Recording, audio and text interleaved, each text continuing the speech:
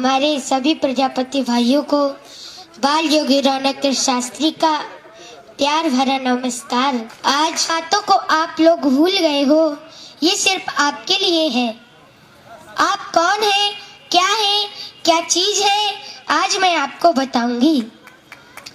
किसी को मालूम है कि पहले इसी प्रजापति का नाम कुंभहार था। इस प्रजापति का नाम कुंभहार कैसे पड़ा, किसी को मालूम है? मालूम हो तो हाथ उठा दे। किसी को नहीं मालूम? मैं बताती हूँ। पहले जब प्रजापति सुबह को उठता था तो सबसे पहले धरती माँ का वंदन करता था।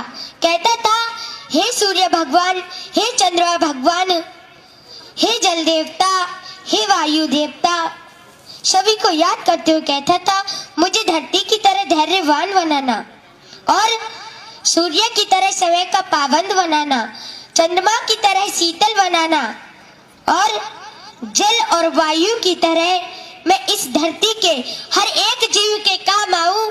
मुझे ऐसा वरदान दो, मैं सबकी प्यास बुझाऊं, मैं सबके काम आऊं। हे ईश्वर, मुझे ऐसा बनाना। पहले तो ये मांगता था, पहले ये प्रार्थना करता था, और जब भगवान ने इसे इस लायक बना दिया तो इसकी सबसे पहली गलती, भगवान का ध्यान ही नहीं रहा है। अच्छा, अब किसी को मालूम है कि इस धरती पर सबसे पहले कौन आया था? सबसे पहला वैज्ञानिक कौन है? किस चीज का सबसे पहले आविष्कार हुआ था? किसी को मालूम है? सबसे पहले इस धरती पर प्रजापति ही आया था। और मेरे प्रजापति भाइयों, वही सबसे पहला वैज्ञानिक है जिसने किस चीज का आविष्कार किया? जिसने कुंभ का आविष्कार किया था, जिसे हम सब लोग घड़ा कहते हैं। कहीं कहीं पर इसे गगरी भी कहा जाता है, अलग अलग नामों से पुकारा जाता है। लेकिन जब पहली बार बना था तो इसका नाम कुंभ पड़ा था। हरिद्वार से 6 किलोमीटर दक्षिण की ओर जो कभी राजा दक्ष की राजधानी का नगर था, जो आज भी गलखंड के नाम से जाना जाता है, जहां कुंभ पर्वी पड़ती है, ये भी कुंभ से ही शुरू हुई थी।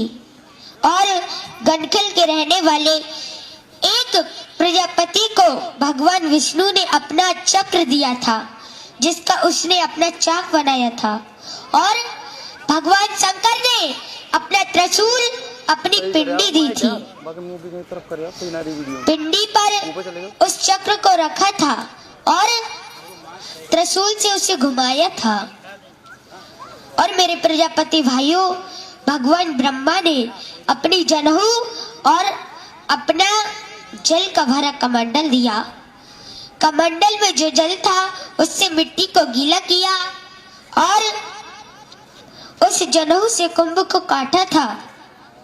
भगवान विष्णु ने उस प्रजापति से कहा, जाओ तुम अपना काम शुरू करो।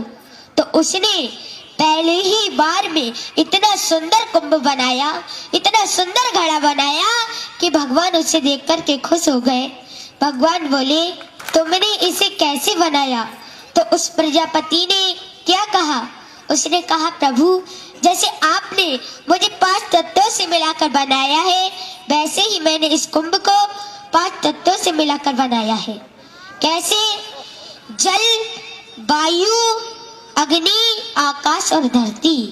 मैंने धरती से मिट्टी ली और जल से उसे गीला किया और आकाश वायु से इसे सुखाया था और अग्नि से इसे पकाया था।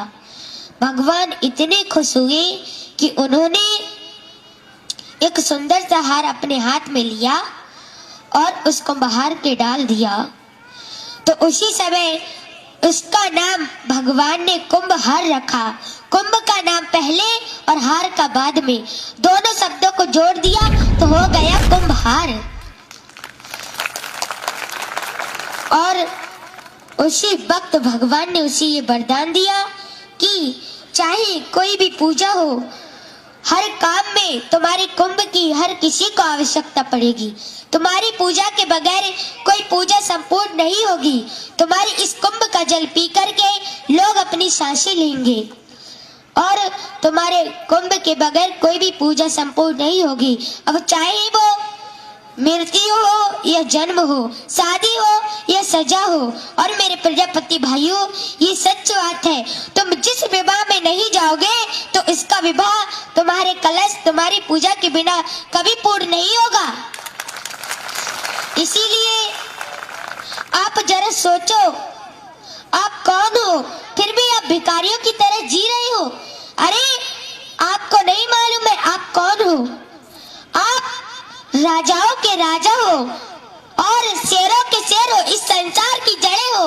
जो एक बार हिल जाए तो पूरा ब्रह्मांड हिल जाएगा। और ये ब्रह्मांड कौन है?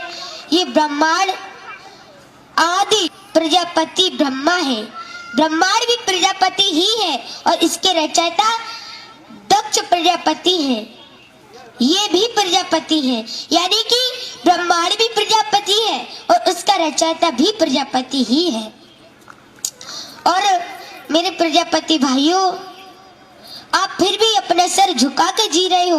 आपकी एक छोटी सी गलती से आपको नीचे गिरा दिया गया है। मैं बताती हूँ, अगर किसी भाई को बुरा लग जाए तो माफ कर देना। मैं बताती हूँ, आज 20% तो प्रजापति मिट्टी के बर्तन बना रहे हैं और 80% रोजगार बंद कर दिया गया है। किसने किया है? फाइबर, प्लास्टिक, स्टील, लोहा ने। मेरे कहने का मतलब ये है कि किसी दूसरे के ऊपर निर्भय होकर मत जियो। अरे लोग तुम्हें नजरों में नीचा गिरा रहे हैं, इन्हें दिखा दो तुम कौन हो, तुम क्या हो। कैसे दिखाओगे? जब तक कोई अन्य जाति वाला तुम्हारे पास कुछ वस्तु लेने ना आए तब तक तुम उसे कुछ मत दो। और तुम्हारी जरूरत तो हर किसी को पड़ती है। कैसे? जब दीपावली का त्योहार आता है तो उस पर दियों की जरूरत पड़ती है, चिरागों की जरूरत पड़ती है, और जन्म होने पर कलश की जरूरत पड़ती है, मृत्यु होने पर कलश की जरूरत पड़ती है। शादी विवाह में जब तक तुम्हारे कलश की पूजा और तुम्हारी पूजा नहीं हो जाती तब तक वो विवाह कभी संपूर्ण नहीं माना जाता। और मेरे प्रजापति भाइयों, यहाँ तक कि सरकार को भी हमारी जरूरत पड़ती है। कैसे? जो जेल में कैदी होते हैं, जो जल पीते हैं ना, वो इसी कुंभ में पीते हैं, इसी कलश में पीते हैं। इसीलिए उनको भी हमारी जरूरत पड़ती है। इस धरती पर हुए विश्व सर्वा रावण जैसे ज्ञानी, इस धरती पर हुए विश्व सर्वा रावण जैसे ज्ञानी, जो पी पी कर बड़े हुए हमारे ही गले का पानी। इसलिए सिर उठाकर जियो, सर झुका के नहीं। तुमने अपनी पहचान अपने हाथों से खो दी है। तुम्हें नहीं मालूम है, जितने भी बड़े राजा हुए वो भी प्रजापति थे, जितने भी बड़े भक्त हुए वो भी प्रजापति थे, और जितने बड़े दैत्य हुए वो भी प्रजापति ही थे। कैसे? दक्ष प्रजापति ये प्रजापति थे और ये पूरे ब्रह्मांड के राजा थे। और भक्त प्रहलाद को देखो, ये भी प्रजापति थे, ये भगवान के बहुत बड़े भक्त थे। इनके नाते हुए बलि, बलि बहुत बड़े दैत्य थे लेकिन बहुत बड़े दानी भी थे। भगवान के लिए इन्होंने 3 कदमों में तीनों लोक दे दिए थे और भगवान ने स्वयं इनके दरवाजे पर पहरा दिया था। इसीलिए हमें किसी से भीख मांगने की जरूरत नहीं है, बल्कि जो हमारे दरवाजे पर ब्राह्मण आए उन्हें भीख डालने की जरूरत है। मेरे प्रजापति भाइयों, आपको नहीं मालूम है, भगवान विष्णु जो थे वो बलि के दरवाजे पर ब्राह्मण का भेष धारण कर आए थे, क्योंकि बलि उस समय यज्ञ कर रहे थे। वो हो सकता है उन्हें दान न करते, इसीलिए वो ब्राह्मण का रूप धारण कर आए थे। जब उन्होंने ब्राह्मण को अपने दरवाजे पर देखा तो भीख डालने के लिए भाग पड़े और उन्होंने 3 कदमों में तीनों लोक दे दिए थे। वो खुद तो भिखारी बन गए और ब्राह्मण के लिए राजा बना दिया।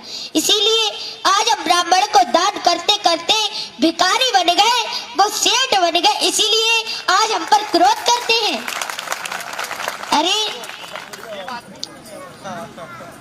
जगजननी के कारण आज हम पूज रहे हैं। हर घर में जब कोई पूजा हो, जब कोई हवन हो, तो पहली आहुति प्रजापति के लिए ही लगाई जाती है। इस आहुति के बगैर कोई यज्ञ संपूर्ण नहीं माना जाता। और इनके पुत्र है गणेश। गणेश तो हर पूजा में पूजे जाते हैं और सबसे पहले पूजे जाते हैं। अरे जागो मेरे प्रजापति भाइयों, जागो। जिन माता जगजननी को आज पूरी संसार पूज रहा है, वो भी आज प्रजापति के बेटे ही है, जो आज हमारी जननी है। अरे उस मोदी को तो सभी नमस्कार करते हैं, उस मोदी को तो सभी नमस्कार करते हैं। करना है तो उस माँ को करो धन्यवाद, जिसके आगे मोदी नित्य दिन झुकते हैं। और बना रहा प्रजापति संगठन तो हम फिर से मिलेंगे, बना रहा प्रजापति संगठन तो हम फिर से मिलेंगे। ऐसा ही रहा हमारा तुम्हारा साथ तो हमारे आगे अच्छे अच्छे झुकेंगे। धन्यवाद रौनक प्रजापति जी। इस बेटी पुरस्कार दिया है, वो खुद अपने आप इस बच्ची को, जो